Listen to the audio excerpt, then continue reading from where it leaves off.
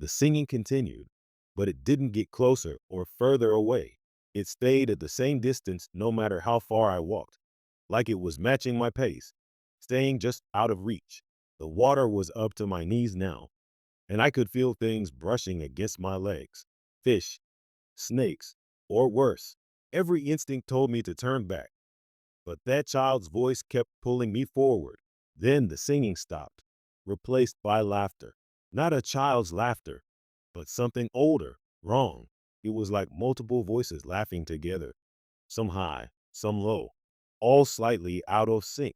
The sound made my teeth ache and my vision blur. I stumbled backward, nearly falling into the water, and that's when I saw them. Eyes, dozens of pairs of eyes reflecting my flashlight beam. But they were too high to be alligators, too large to be birds. They were at human height, scattered throughout the sawgrass, all watching me. I drew my weapon, though what good a 9 millimeters would do against whatever I was seeing, I didn't know. Florida Highway Patrol, identify yourself. The eyes blinked in unison, and then they were gone. Not like they'd moved away, but like someone had flipped a switch and turned them off. The marsh was suddenly silent. No insects, no birds, no splash of water. The kind of silence that only happens when every living thing is holding its breath, waiting for a predator to pass. I backed out of the water slowly, keeping my weapon drawn, my flashlight sweeping the sawgrass. It wasn't until I was back on solid ground over the guardrail that the normal sounds of the Everglades returned. I was soaked in sweat and swamp water, my hands shaking as I holstered my weapon. The Camry was still there, still running, still empty, but something had changed. The Disney souvenirs in the back seat were different. The mouse ears were old, faded, like they were from the 1970s. The stuffed Pluto was moth-eaten and moldy. The princess dress was rotted, hanging in tatters. I blinked, rubbed my eyes, looked again. The souvenirs were new again, bright and cheerful. Price tags still attached. I was losing it. The heat, the humidity, the isolation of the alley.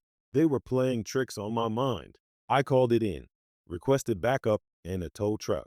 While I waited, I sat in my air-conditioned cruiser trying to make sense of what I'd seen, or thought I'd seen. The eyes in the swamp could have been birds. The singing could have been the wind in the grass. The changing souvenirs could have been a trick of the light. But I knew they weren't. Trooper Janet Williams arrived first, a 10-year veteran who'd worked Miami-Dade before transferring to Highway Patrol.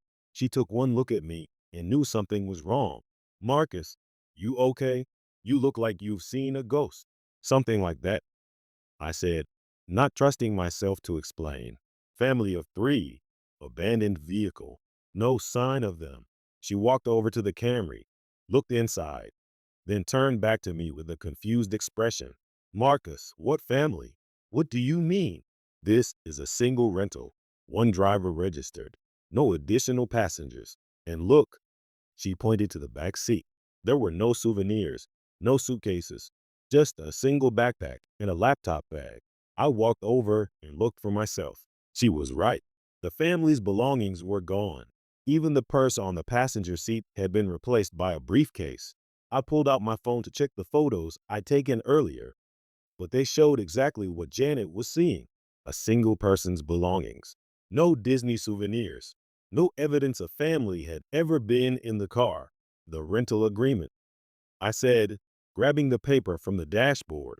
It now showed the car rented to David Vogel from New York, not Jennifer Walsh from Cleveland. How was that possible?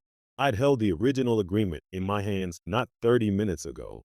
"You sure you're okay?" Janet asked, genuine concern in her voice. "This heat can mess with you. Maybe you should." She was cut off by a sound from the swamp, singing. A child's voice, clear and sweet. A whole new world. Janet's hand went to her weapon.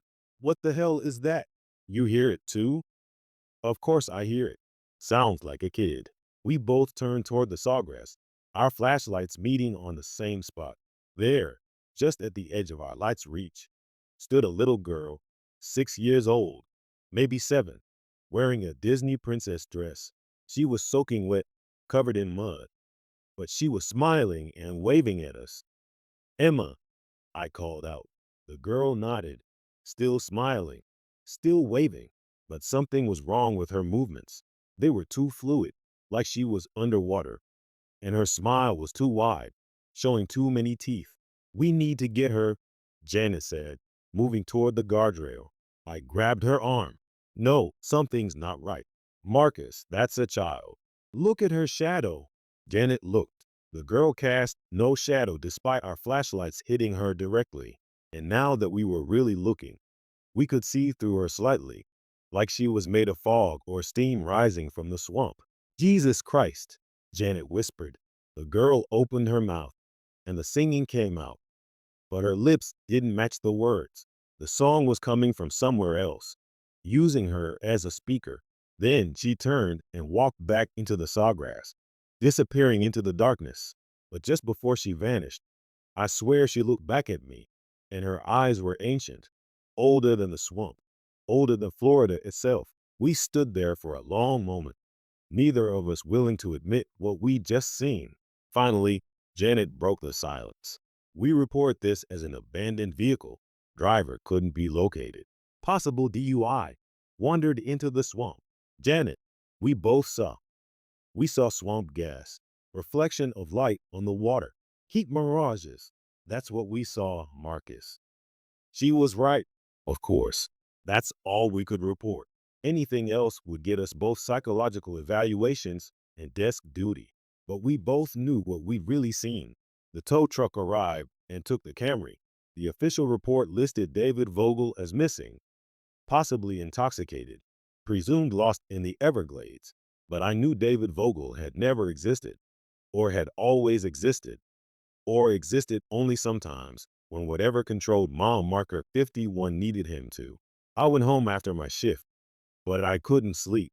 I kept thinking about the Walsh family from Cleveland who may or may not have existed, who may or may not have walked out of the swamp and into nowhere. I thought about Emma singing, about those eyes watching from the sawgrass, about the ancient thing wearing a child's form. 2 days later, I was back on the alley for another night shift. As I passed mile marker 51, I slowed down, looking for any signs of what had happened. The shoulder was clean. No evidence a car had ever been there, but carved into the guardrail, so small you'd miss it if you weren't looking, were three names: Jennifer, Michael, and Emma Walsh, and underneath, a date: June 15th, 1987. 31 years ago. The same family had disappeared 31 years ago. I pulled over and got out, running my fingers over the carved names. They were weathered, old, like they'd been there for decades. But I'd driven past this spot hundreds of times and never seen them before. As I stood there, my radio crackled to life. Through the static, I heard a voice, a little girl's voice. "We are still here, Trooper Rodriguez. We are all still here, waiting at mile marker 51, waiting for someone to find us, waiting for someone to join us." The radio went dead. When I tried to call dispatch, I got nothing but static.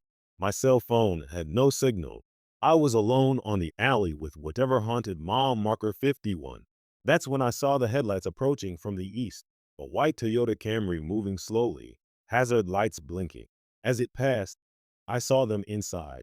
The Walsh family, Jennifer driving, Michael in the passenger seat, little Emma in the back with her Disney souvenirs. They were all soaking wet, covered in swamp mud, but they were smiling. Emma waved at me as they passed. That same too wide smile, that same fluid underwater movement. Then the Camry vanished. Not drove away, vanished. 1 second it was there, the next it was gone, leaving only the smell of swamp water and decay. I got back in my cruiser and drove.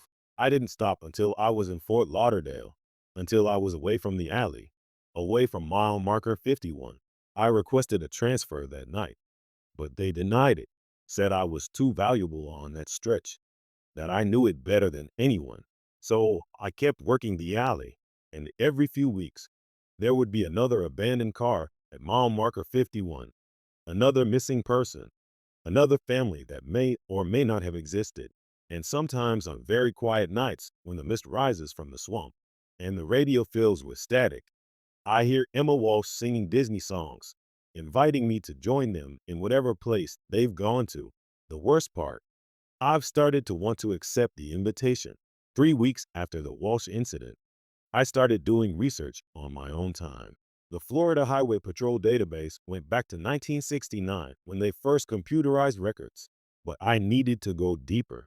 I spent my days off at the Collier County Historical Society, digging through newspaper archives, old police reports, anything that mentioned mile marker 51 or that stretch of Alligator Alley. What I found made me wish I'd left it alone. The pattern went back to 1928 when the Tamiami Trail was first cut through the Everglades. Back then, it wasn't I-75 or Alligator Alley. It was just a rough road connecting Tampa to Miami, hence the name. The first recorded disappearance was a surveying crew, 5 men who were mapping out improvements to the road. They were found 3 days later walking along the trail, completely naked and speaking in unison. Not the same words at the same time. Literally, the same voice coming from 5 miles. They all died within hours of being found, their bodies shriveling up like they'd been mummified, even though they'd been perfectly healthy when discovered. The spot where they were found, what would later become mile marker 51 when the interstate was built in the 1960s. I photocopied everything and started building a timeline. 1928, 1935, 1943, 1951, 1959. The disappearances happened every 7 to 8 years like clockwork. Then when I-75 was constructed and the location became mile marker 51, the pattern sped up. 1967, 1971, 1975, 1979, 1983, 1987, every 4 years, then every two. Then by the 2000s, it was happening multiple times per year. The location was feeding more frequently, growing stronger. Janet found me at my apartment one evening, surrounded by papers and laptop screens, looking like a conspiracy theorist who'd gone off the deep end. "Marcus, what the hell is this?"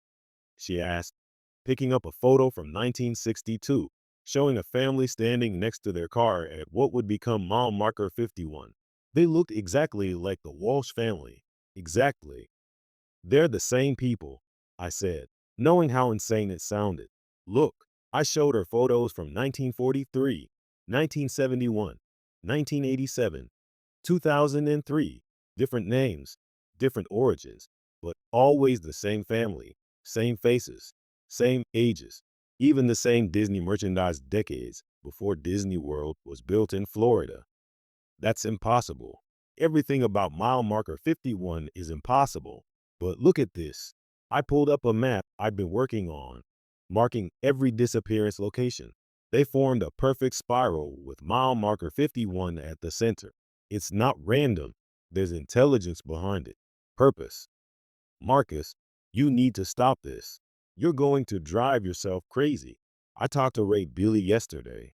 Janet went quiet. Ray Billy was a Seminole elder who lived on the Big Cypress Reservation.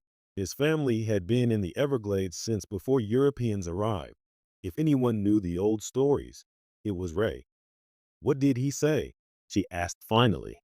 He said, "Mile marker 51 is where they broke through." They, he wouldn't say, just kept repeating a word in Mikasuki, no wheeler. When I asked what it meant, he said, "It doesn't translate. It's not a word for something that exists in our world. It's a word for something that shouldn't exist anywhere." Janet sat down, her skepticism cracking. "My grandmother used to tell stories about the Everglades, said there were places where the water remembered things that should be forgotten, places where time got stuck like a skip in a record." June 15th, I said. "What?" "Every disappearance at mile marker 51 connected to the Walsh family happens on June 15th. Tomorrow is June 15th. We looked at each other, both thinking the same thing. We had to be there. We had to try to stop it, or at least understand it. The next night, we positioned ourselves at mile marker 50, just close enough to see, but hopefully far enough to avoid whatever happened at 51. I'd brought equipment, cameras, EMF readers, a thermal imaging device I'd borrowed from a friend in search and rescue. Janet thought I was crazy. But she was there, which meant she believed enough to risk her career. At exactly 2:43 a.m., the same time I had gotten the call 3 weeks earlier, a white Toyota Camry appeared in the eastbound lane, driving slowly, but it wasn't coming from the west. It appeared out of nowhere, like it had driven out of the air itself. "Are you recording this?" Janet whispered. "Everything." I confirmed, though when I looked at the camera screen, all I saw was static. The Camry pulled over at mile marker 51. The Walsh family got out. Jennifer, Michael, little Emma in her princess dress. But they moved wrong, like they were puppets being controlled by someone who didn't quite understand how human bodies worked. They stood by the guardrail looking out at the swamp, waiting. Then the water began to glow. It started as a faint glow like the glowing algae you sometimes see in the ocean, but it grew brighter, more structured, forming patterns and symbols that hurt to look at. The air above the water shimmered, and through that shimmer I could see another place, another Florida, one where the roads were made of crushed bone and the buildings were grown rather than built, where things that might once have been humans scurried through streets flooded with black water. Jesus Christ, Janet breathed. "What is that?" "I think it's their Florida," I said. "The Florida that exists parallel to ours. And mile marker 51 is where the two touch." The Walsh family walked toward the shimmering air, but as they got closer, more figures emerged from the swamp, dozens of them, all the missing people from over the decades. They were all there, preserved exactly as they'd been when they vanished. But wrong. They moved in unison, breathed in unison, turned their heads to look at us in perfect sync. "We need to go," Janet said, grabbing my arm. "Now." But I couldn't move. Emma Walsh had turned to look directly at me, and her eyes were no longer a child's eyes. They were ancient, vast, filled with the knowledge of that other Florida. "Trooper Rodriguez," she said. But it wasn't her voice. It was the voice of the swamp itself, of the limestone beneath Florida, of the water that connected everything. "You've been searching for answers. Would you like to see the truth?" "Marcus, don't," Janet warned, but I was already walking toward them. As I got closer, I could see more details of that other world through the shimmer. The things living there had once been human, maybe millions of years ago or millions of years in the future.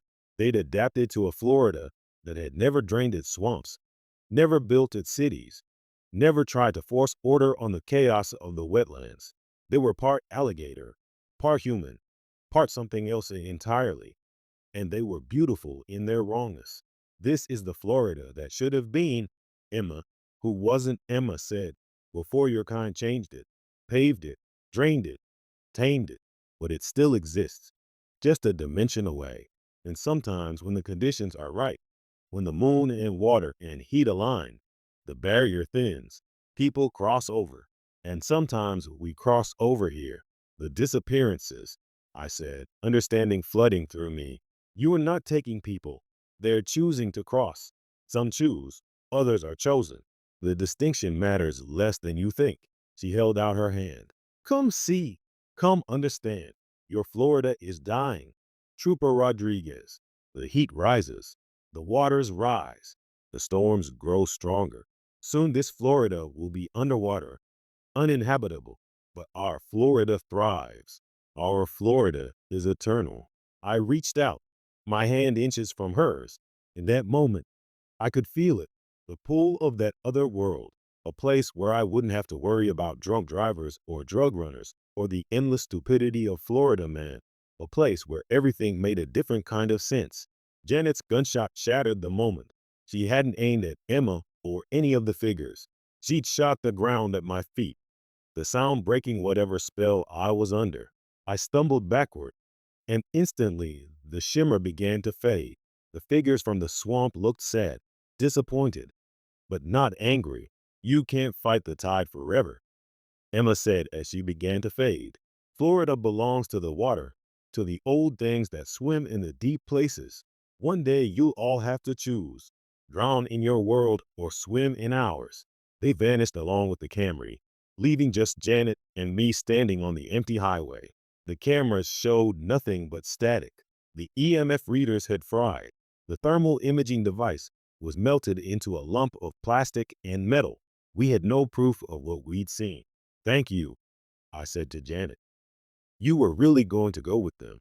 Yeah, I think I was. We drove back to Fort Lauderdale in silence.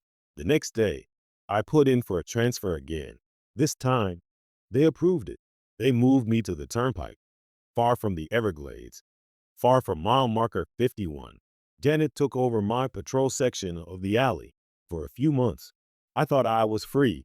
I worked the turnpike, wrote tickets, helped tourists, did normal trooper things. But Florida doesn't let you go that easily. The dreams started in September when the hurricanes came. I dreamed of that other Florida, the one I'd glimpsed in my dreams. I swam through flooded cities where buildings were covered in scales and breathed like living things. I flew with things that had once been pelicans, but were now something more, something that could navigate between dimensions.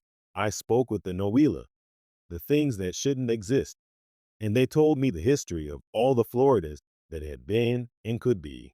And every night, Emma Walsh stood at the foot of my bed, still 6 years old, still wearing her princess dress, still smiling that too wide smile. The water is coming, Trooper Rodriguez, she would say. Your Florida has maybe 20 years before the seas reclaim it. Ours has forever. The choice is still available. The door at mile marker 51 is always open. I started researching climate change projections for Florida. The optimistic models gave us 50 years before major coastal flooding. The pessimistic ones gave us 15. Either way, Emma was right. Our Florida was temporary, a brief experiment in defying nature that would inevitably fail. In October, Janet called me. Her voice was different, distant. Marcus, I need to tell you something. What's wrong? I've been seeing them every night at mile marker 51. More of them each time. They're not taking people anymore. They're recruiting. Recruiting for what? The migration. They say it's going to happen soon. When the next category 5 hits, when the storm surge reaches the alley, the barrier between worlds will collapse completely.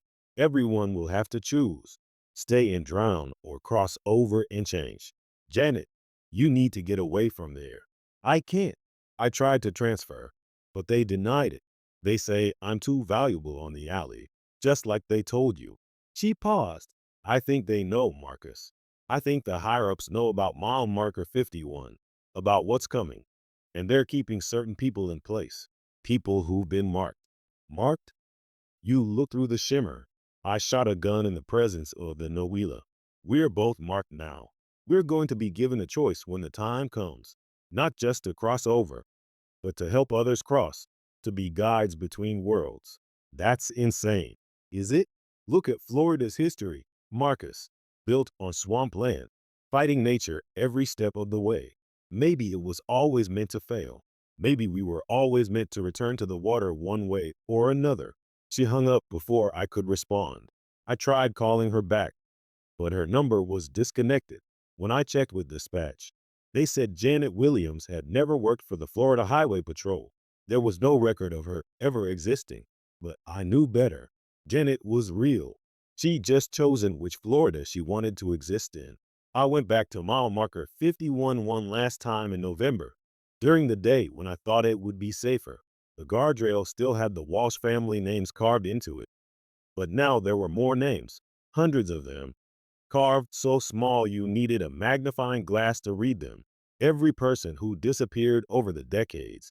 And at the bottom, freshly carved, was Janet Williams. As I traced her name with my finger, I heard a whisper in my ear. Not Emma this time, but Janet herself. It's not bad here, Marcus. It's different, but not bad. We swim instead of walk. We breathe water as easily as air. We're part of something larger, older, truer than the lie of dry land. When you're ready, we'll be waiting. I left Florida that day, turned in my badge, packed my things, and drove north until I hit Georgia, then kept going. I live in Tennessee now, about as far from the ocean as I can get. But distance doesn't matter when you've been marked. Every night in my dreams, I'm back on Alligator Alley. Every night. The water rises a little higher, and every night, Emma Walsh and Janet Williams and all the others stand at mile marker 51, waiting for me to come home. Because that's what Florida does. It gets into your blood like humidity, into your dreams like the sound of waves. You can leave Florida, but Florida never leaves you. And somewhere in a dimension just a shimmer away, there's another Florida where the water won and humanity adapted, where mile marker 51 is a gateway, not a trap, where the Noelas swim through cities of coral and bone, singing songs that sound like children's voices. The hurricane is coming, the big one, the one that will finally break the barrier completely. When it does, everyone in Florida will have to make the choice: stay and drown or cross over and change. I know which one I'm choosing. I've always known. I thought I could escape it by moving to Tennessee. For 3 years, I almost believed I had. I got a job as a small town cop in a place where the biggest concern was teenagers drinking in the Walmart parking lot. I stopped dreaming about the other Florida. Emma Walsh's visits gradually faded. I even started dating someone, a teacher named Emily, who'd never been south of Atlanta and had no interest in changing that. Then Hurricane Michael happened in October 2018, and everything went to hell. I was watching the Weather Channel when they started talking about the storm. Category 5, the first to hit the continental U.S. since Andrew in '92. But it wasn't the wind speeds or the storm surge projections that caught my attention. It was the path. I was going to pass directly over Collier County, directly over mile marker 51. My phone rang. Unknown number, but somehow I knew who it would be. Hello, Marcus. It was Ray Billy, the Seminole elder. His voice sounded older, more tired than when I'd met him 3 years ago. You feel it, don't you? The pulling. I'm in Tennessee, Ray. I'm nowhere near. Distance doesn't matter when the worlds are about to touch. You've been marked. When the eye passes over the gateway, you'll be called. We all will. I'm not coming back. He laughed, but there was no humor in it. My grandfather told me stories about the last time this happened. 1926, the Great Miami Hurricane. The eye passed over the sacred places, and the barrier fell for 3 days. Those who were marked had no choice. They were pulled back, no matter how far they'd run. Some woke up in Florida with no memory of traveling. Others simply appeared, teleported across space, because the storm doesn't follow the rules of your physics. That's impossible. So is mile marker 51. So are the Walsh family. So is the other Florida you've seen. But they all exist, don't they? The line went dead. I tried to call Emily to tell her I was going to be unavailable for a few days, but my phone wouldn't work. The screen showed impossible things: GPS coordinates that placed me in the middle of the Everglades, text messages in languages that hurt to read, photos I'd never taken of places that shouldn't exist. I went to bed that night in Tennessee. I woke up parked at mile marker 50 on Alligator Alley, sitting in a Florida Highway Patrol cruiser I hadn't driven in 3 years, wearing a uniform that should have been in a landfill. The hurricane was 12 hours from landfall. The alley was abandoned, evacuated. Everyone with sense had fled north or sheltered on the coasts. But as I sat there, other vehicles began appearing, not driving up, just appearing like I had. State troopers, local cops, park rangers, EMTs, all the marked ones Ray had talked about. We'd all been pulled back to witness what was coming. Janet was there, but she wasn't the Janet I remembered. She was changed, adapted. Her skin had a scaled texture that caught the light wrong, and her eyes had a clear membrane that flicked across them. When she blinked, she could still speak, but her voice had harmonics in it, like multiple people talking at slightly different pitches. Marcus, she said, and I heard genuine joy in that strange voice. You came back. I didn't have a choice. There's always a choice. The storm just makes choosing easier.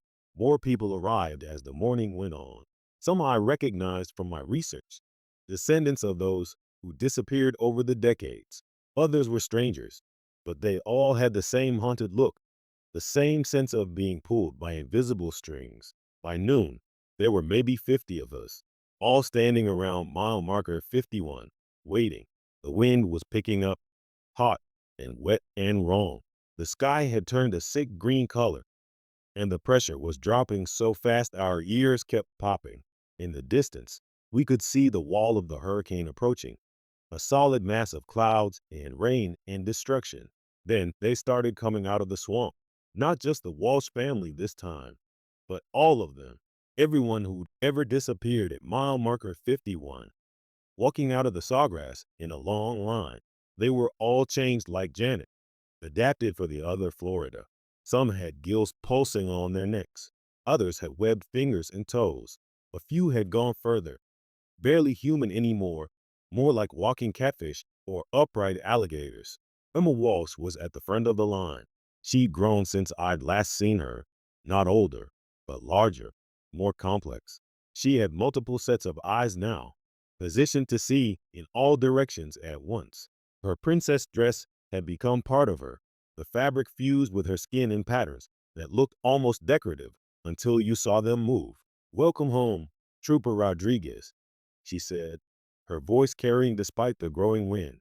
"The storm brings change. Change brings choice. Choice brings evolution. What do you want from us?" Someone called out. A park ranger. "Young, terrified. Nothing you won't freely give," Emma replied. "The storm will destroy much of your Florida. Miami, Fort Lauderdale, the Keys.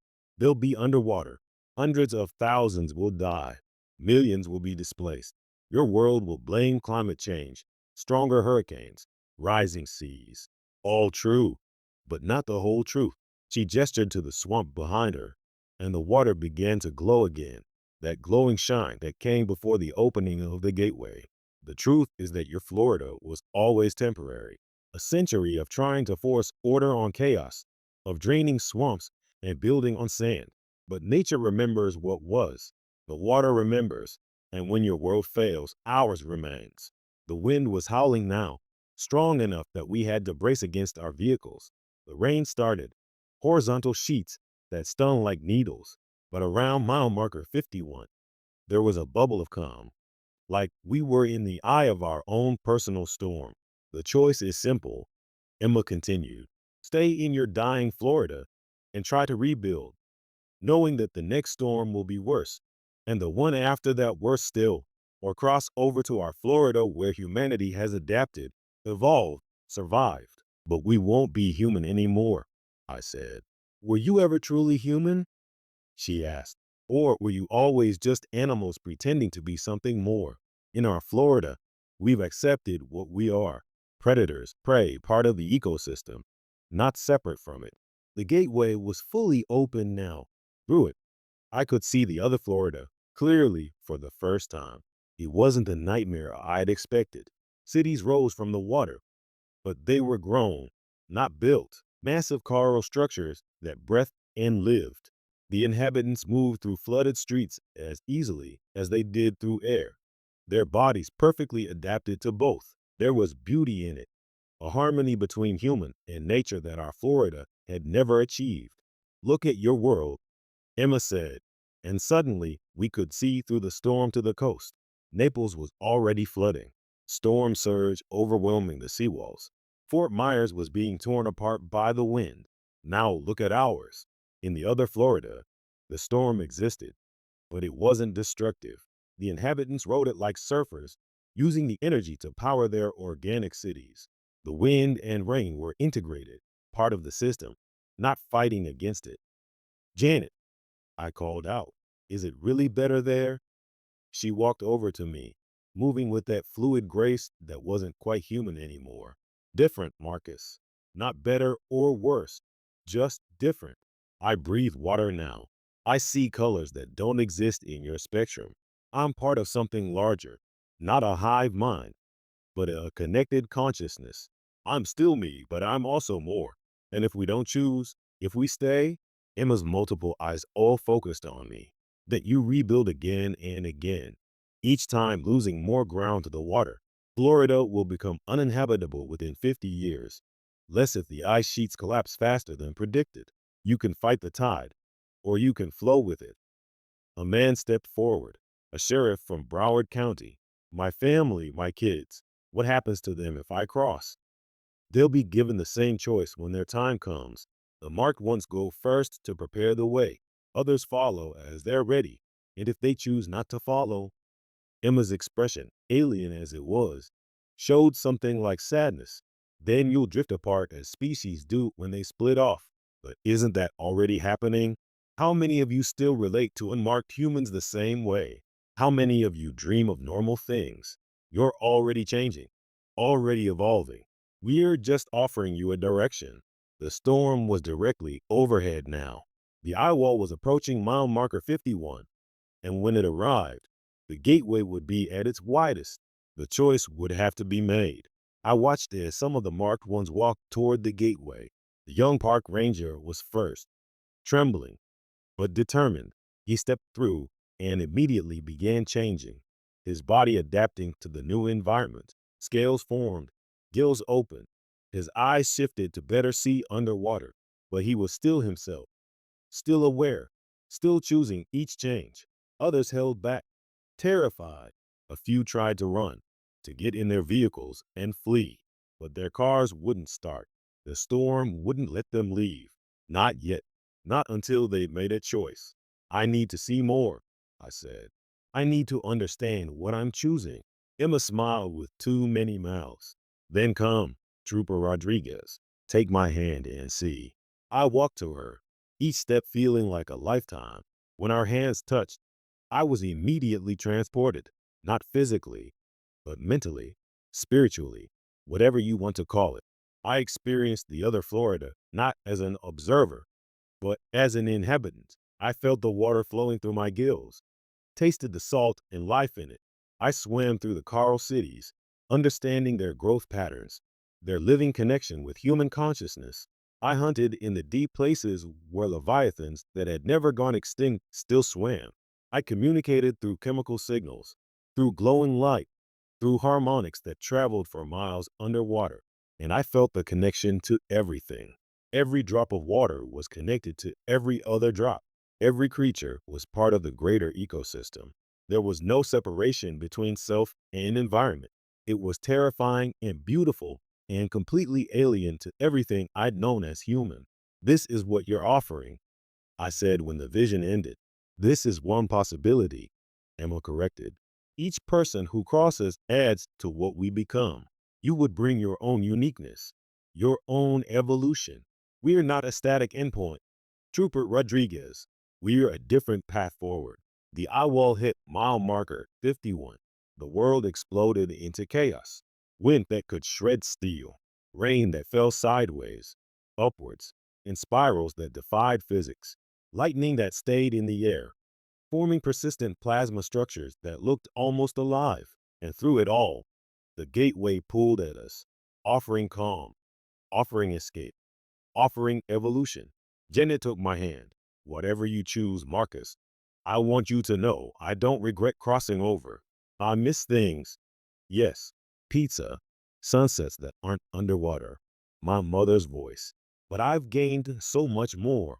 I've seen the deepest trenches of the ocean. I've communicated with dolphins, with whales, with things that have no names in your language. I've been part of the reef's consciousness, felt what it feels as it grows. It's not human, but it's still life, still existence, still meaning.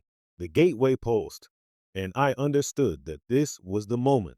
The hurricane would pass, the gateway would close, and the chance would be gone for who knew how long.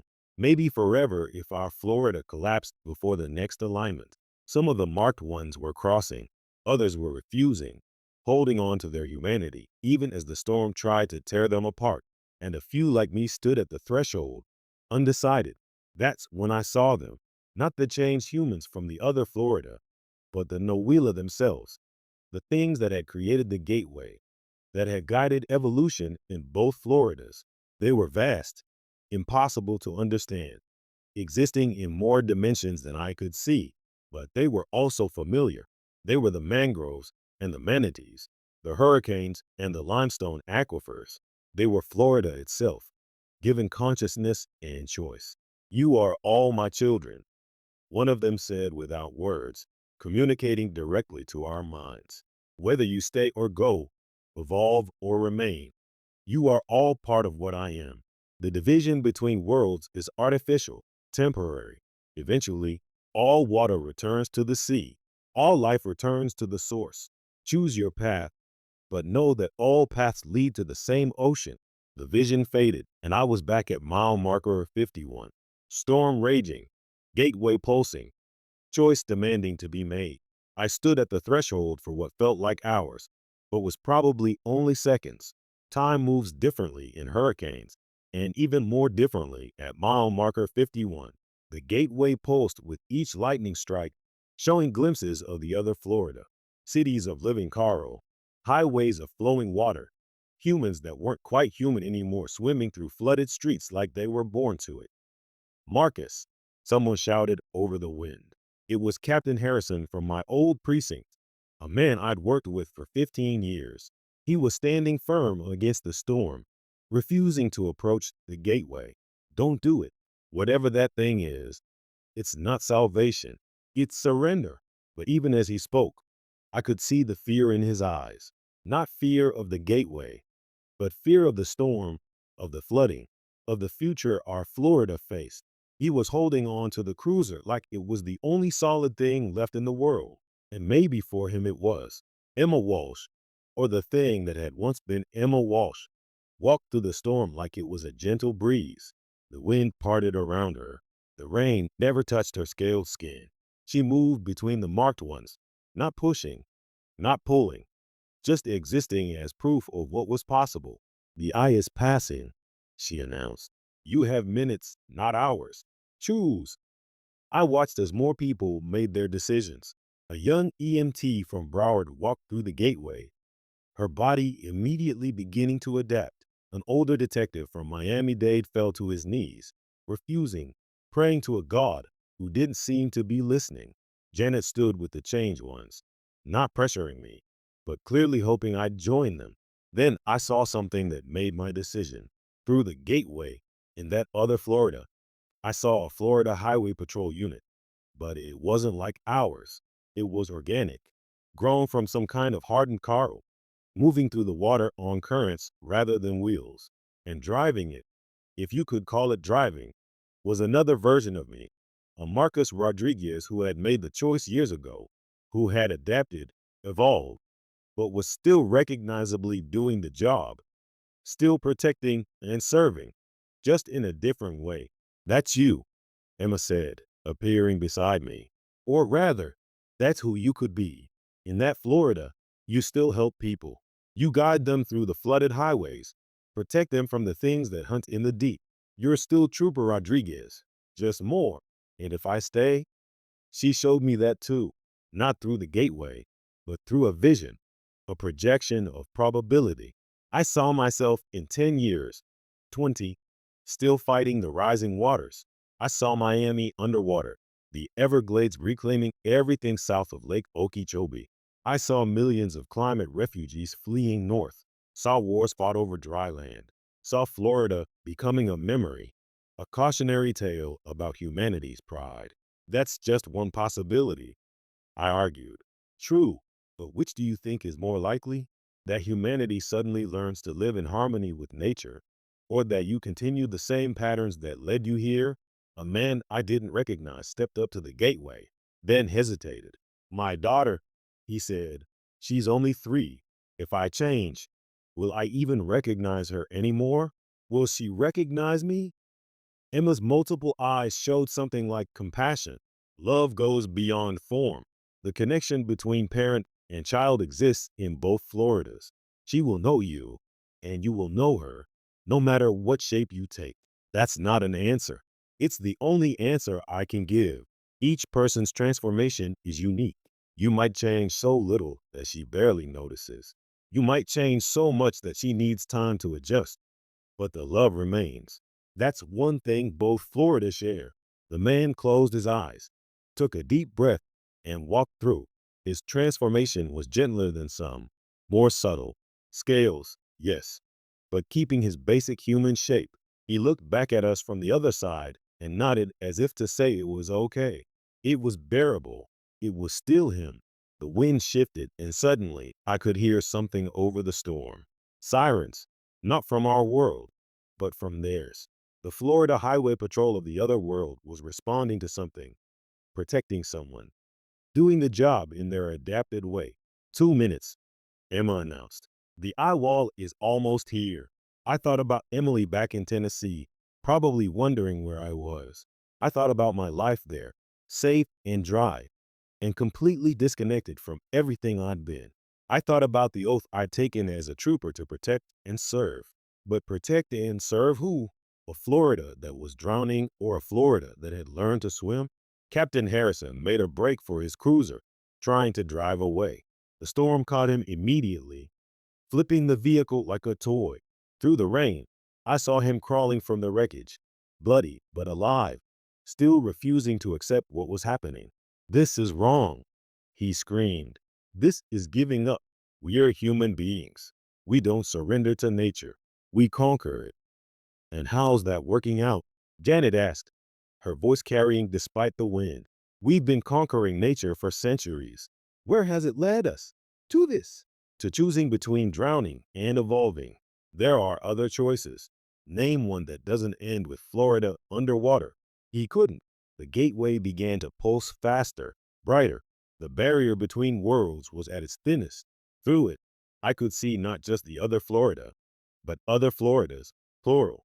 Worlds where different choices had been made, where evolution had taken different paths. In one, humanity had become fully aquatic, more fish than mammal. In another, they'd merged with the mangroves, becoming plant-animal hybrids that filtered water through their bodies. In yet another, they'd gone deeper, becoming something like living limestone, part of the very bones of Florida itself. All paths lead to the same ocean, the Noela had said, but they lead there differently. 30 seconds, Emma called. I made my choice, but it wasn't the choice anyone expected, including me.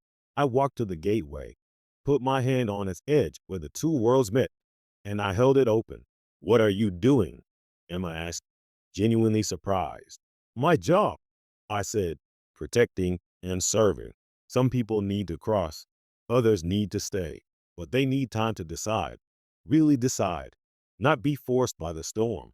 The gateway responded to my touch, stabilizing, widening. The storm couldn't close it as long as I held it, but I could feel the cost immediately. Holding the boundary between worlds was like holding live electricity, like being in two places at once, existing and not existing simultaneously. "You can't maintain this," Emma warned.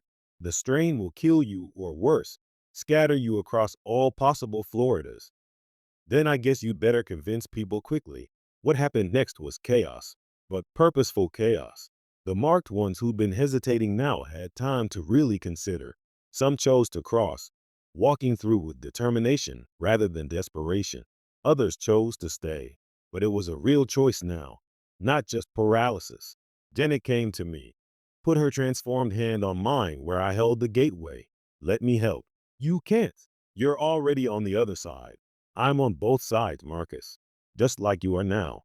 She gripped the gateway with me, and I felt the strain lessen. She was right. She existed in both Florida simultaneously, a bridge between worlds. Together, we held it open as the eye wall passed directly overhead. The storm raged, reality twisted, but the gateway remained stable. More people crossed. Others didn't. Captain Harrison, bloody and broken, crawled to his feet and walked away, choosing his drowning Florida over our swimming one. The young park ranger who crossed early came back, partially, existing at the boundary like Janet, helping others decide. Then something unexpected happened. Unmarked people began arriving. Regular citizens who'd somehow been drawn to mile marker 51 during the storm. They couldn't see the gateway clearly, but they could feel it. Some of them chose to cross blind, trusting in something beyond their understanding. Others fled, terrified by what they couldn't quite see. A mother with two children appeared, their car having broken down nearby.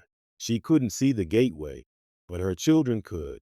Children always can, Emma explained. Their minds aren't fixed yet, aren't locked into one version of reality.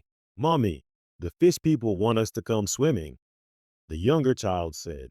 There are no fish people, honey, the mother replied, but her voice was uncertain. They're right there. The pretty lady with all the eyes is waving. Emma knelt down to the children's level, her multiple eyes focusing on them with gentle attention. Hello, little ones. Would you like to learn to breathe underwater? The children were delighted. The mother was terrified. But as she watched Emma interact with her kids, something shifted in her perception. Maybe it was the storm. Maybe it was mile marker 51's influence. Or maybe it was just a mother's intuition. But she began to see. Not clearly, but enough. If we go, she asked, will we still be a family? You'll be whatever you choose to be, Emma replied. Family is about connection, not form. The mother looked at her children, at the storm destroying everything around them, at the gateway she could barely see. Will it hurt? Change always hurts a little, but so does staying the same when the world is transforming around you. The family chose to cross. Their transformation was beautiful. They became something like a pod of dolphins, separate but connected, playing in the flooded streets of the other Florida with joy I hadn't seen in our world for years. The storm began to weaken. The eye had passed, and the back wall was less intense. The gateway started to naturally close, the barrier between worlds reasserting itself. But I kept holding it, giving every last person a chance to choose. Marcus, you have to let go, Janet warned, if you're still holding it when it closes. I know. I'd be torn between worlds, existing in neither, probably scattered across every possible version of Florida. But there were still people choosing, still lives being decided. I couldn't let go yet. Then Emily appeared, not physically. She was still in Tennessee, but somehow through the connection the storm had created. She was there in my mind, in my heart. Marcus, where are you? I woke up and you were gone. And there's this feeling like you're everywhere and nowhere at once. I'm at mile marker 51, Emily. I'm holding open a door between worlds. That's insane. Yes, but it's also true. Through our connection, she saw what I saw. Both Floridas, all Floridas, the choice being made. She saw Janet, transformed, but still herself. She saw the Walsh family, eternal in their adapted forms. She saw the future of both worlds, the drowning and the swimming. Come back to me, she said. I can't, not the way I was. Then I'll come to you, Emily. No, you're not Mark. You don't have to make this choice. Don't I? If you're choosing between worlds, doesn't that affect me? We're connected, Marcus. Maybe not by storm or supernatural gateway, but by something just as strong. So if you're making a choice, I deserve to make one too. The gateway post, preparing for its final closure. Most people had chosen by now. The storm was moving inland, leaving destruction in its wake. In our Florida, the death toll would be in the hundreds. In the other Florida, they were celebrating the storm's passage, riding its energy into the future. Choose Marcus, Emma said, not unkindly. The door is closing. Choose which Florida you'll serve. I looked at Janet holding the gateway with me, existing in both worlds. I looked at the marked ones who'd stayed, who'd chosen humanity, even knowing what it would cost. I looked at those who'd crossed, already adapting, already becoming something new. And I chose both, like Janet. I didn't fully cross, but I didn't fully stay either. I became a bridge, a permanent connection between the Floridas. Part of me would always be Trooper Rodriguez, working the highways of a drowning state, but part of me would also be swimming through the flooded streets of the other Florida, helping guide those who chose to cross. The gateway closed, but not completely. Where I stood, where Janet stood, where a few others chose to stand, it remained thin. Mile marker 51 would never fully separate the worlds again. There would always be a shimmer there, a place where people could choose, where evolution was an option rather than an inevitability. The storm passed, the marked ones who'd stayed dispersed, returning to their lives, but forever changed by what they'd witnessed. The news reported Hurricane Michael as a Category 5 disaster. Billions in damage, hundreds dead. They didn't report the hundreds who'd simply vanished, who'd chosen another path. I exist now in both Floridas. By day, I'm Trooper Rodriguez, working the alley, helping evacuate the increasingly frequent floods, writing tickets to tourists who still come to a drowning paradise. By night, in dreams, during the moments between heartbeats, I'm in the other Florida, swimming through coral cities, breathing water, helping new arrivals adapt to their chosen evolution. Janet and I patrol mile marker 51 together in both worlds simultaneously. We help those who are ready to see the gateway, to understand the choice. Some cross, most don't, but the option is there, growing stronger as our Florida weakens and theirs thrives. The Walsh family still appears on June 15th each year, but now they're not trying to lure people. They're celebrating the anniversary of their transformation, of their escape from linear time into something larger. Emma has become something like a goddess of the gateway, a guardian of the choice. She helps children especially, whose minds are flexible enough to adapt easily. Captain Harrison died in 2020, drowned in his home during a flood he refused to evacuate from. He never accepted what he'd seen, never acknowledged the choice he'd made. But even in death, I sometimes see him in the other Florida, a ghostly presence refusing to adapt, refusing to evolve, but unable to fully leave. Emily moved to Florida in 2019. She said Tennessee was too far from the water, too far from me. She's not marked, but she's aware. She sees the shimmer at mile marker 51. She knows that someday, probably soon, she'll have to make the choice too. But she faces it without fear, with the kind of acceptance that comes from truly understanding what's at stake. Ray Billy, the Seminole elder, told me recently that the Nawila are pleased. The gateway is serving its purpose, not to force evolution, but to offer it, to give humanity the same choice nature has always offered, adapt or die, but with consciousness, with awareness, with the ability to choose your adaptation rather than have it chosen for you. The water is rising. Every year, more of Florida disappears beneath the waves. The hurricanes are getting stronger, more frequent. The choice is becoming less abstract, more immediate. Within a decade, maybe two, everyone in Florida will have to decide. But that's the future. Right now, tonight, I'm sitting at mile marker 51, watching the sunset paint the Everglades golden red. In one world, I see the sawgrass and water as they've been for thousands of years. In another, I see the coral cities and the adapted humans swimming through streets that used to be dry land. Both are beautiful. Both are terrible. Both are Florida. A car is approaching, slowing down. The driver feels the pull, but doesn't understand it. They'll stop, confused, maybe a little scared. And I'll be here to explain, to show them the shimmer, to offer them the choice. Because that's my job now.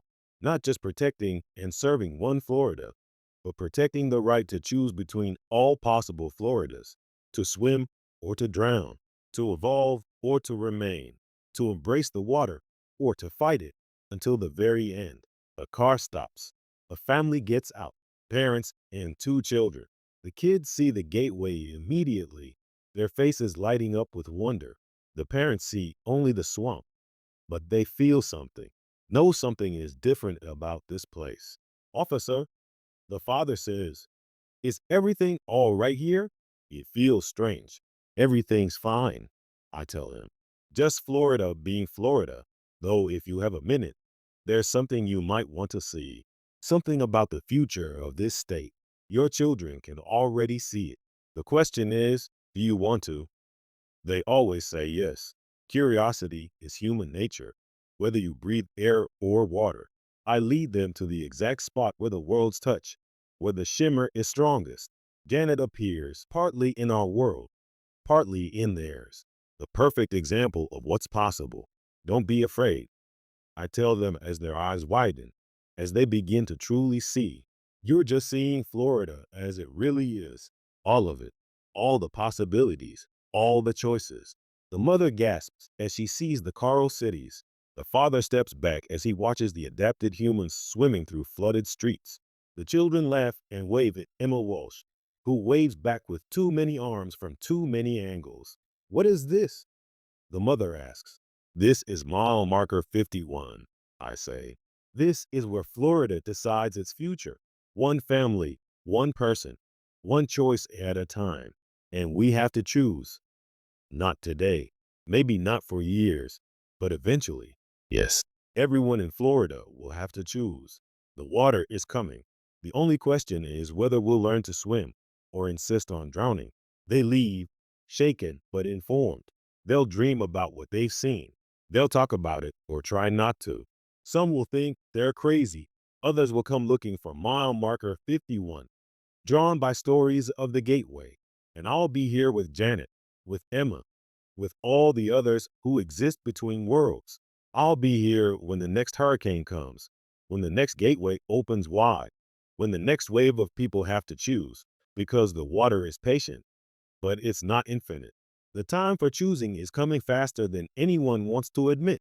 And when it arrives, when all of Florida has to decide between drowning and evolving, we'll be here at mile marker 51, holding the door open, making sure everyone gets the choice, even if they choose wrong, even if they choose to drown.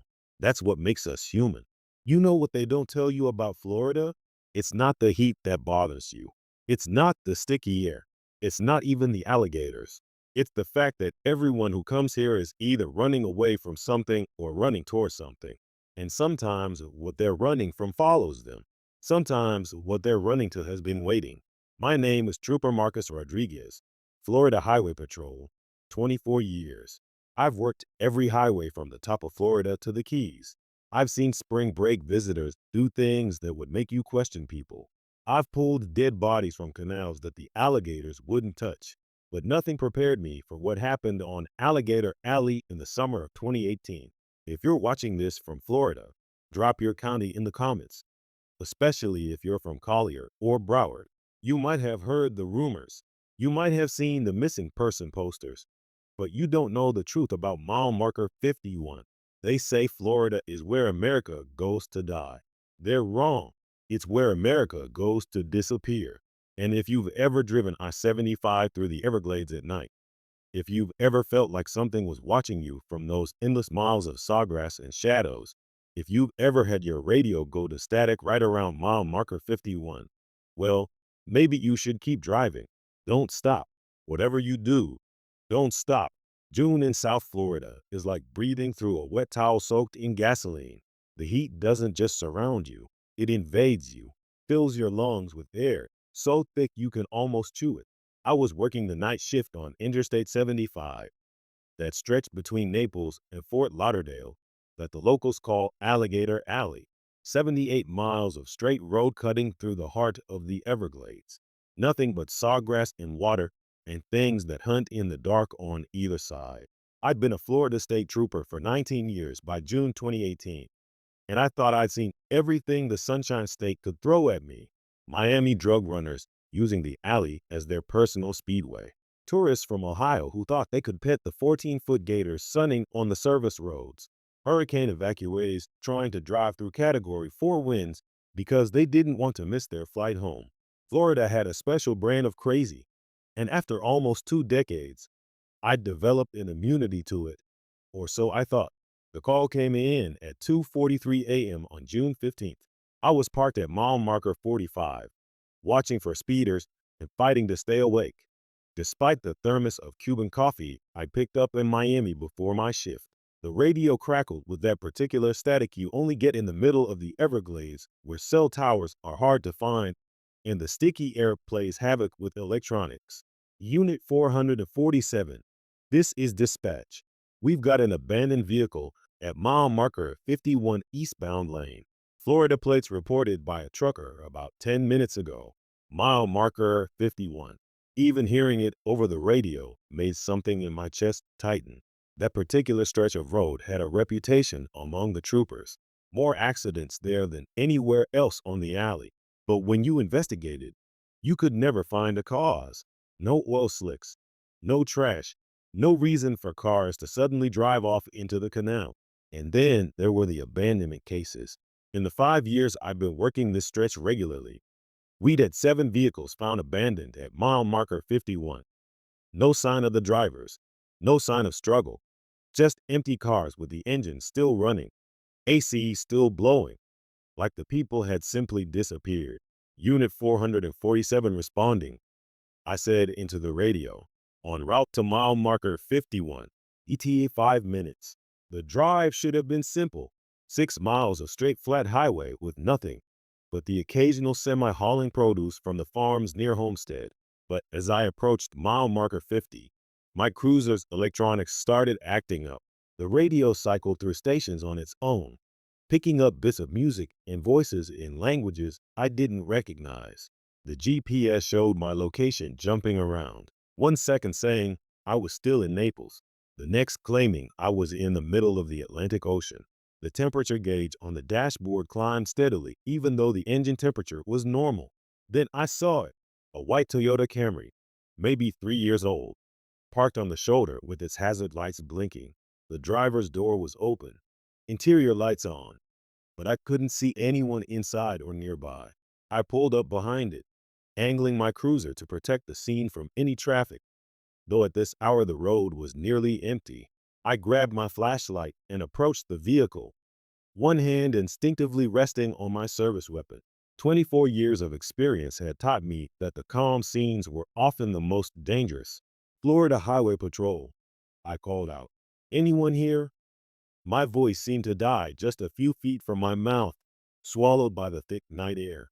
The only response was the rhythmic chirping of insects and the distant splash of something large moving in the water beyond the guardrail. The Camry was a rental, one of those tourist specials from the airport. The keys were still in the ignition, engine running, AC blasting cold air that felt like heaven after the crushing heat outside. A purse sat on the passenger seat, untouched. In the back, 2 suitcases and a collection of Disney World souvenirs, mouse ears, a stuffed Pluto, a princess dress that probably belonged to a little girl about 6 years old. A family.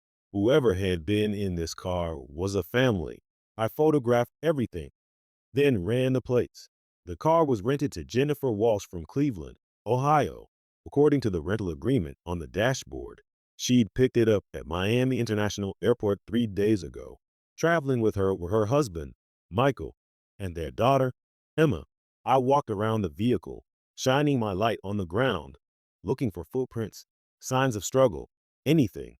The shoulder was that crushed shell and gravel mix Florida uses, and it should have shown prints clearly, but there was nothing.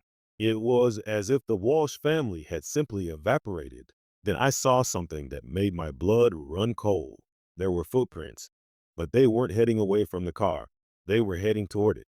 3 sets, 2 adults and 1 child, coming out of the sawgrass beyond the guardrail and ending at the vehicle. The prints were wet, dripping with that black Everglades muck, but they only went one way, out of the swamp to the car. And then nothing. I followed the tracks backward, climbing over the guardrail and into the tall grass. The ground immediately became soft, wet, dangerous. My flashlight beam went maybe 10 feet into the wall of sawgrass before being swallowed by the darkness. The prints continued straight into the water, as if the family had simply walked out of the swamp and into their car, then vanished. But that was impossible. The water here was at least 6 feet deep, full of gators and snakes, and God knows what else. No one could walk through that, especially not with a 6-year-old child. And the prints were fresh, maybe an hour old based on how the mud was still settling. But the trucker had reported the abandoned car only 10 minutes ago, and he'd said it had been there when he passed it heading westbound 20 minutes before that. The timeline didn't make sense. Nothing about this made sense. I was about to head back to my cruiser to call it in when I heard it, singing, a child's voice, high and sweet, coming from deeper in the sawgrass. It was a Disney song, a whole new world from Aladdin, the kind of song a 6-year-old girl who'd just been to Disney World might sing. Emma, I called out, wading deeper into the marsh. Emma Walls, this is the police. Your parents are looking for you.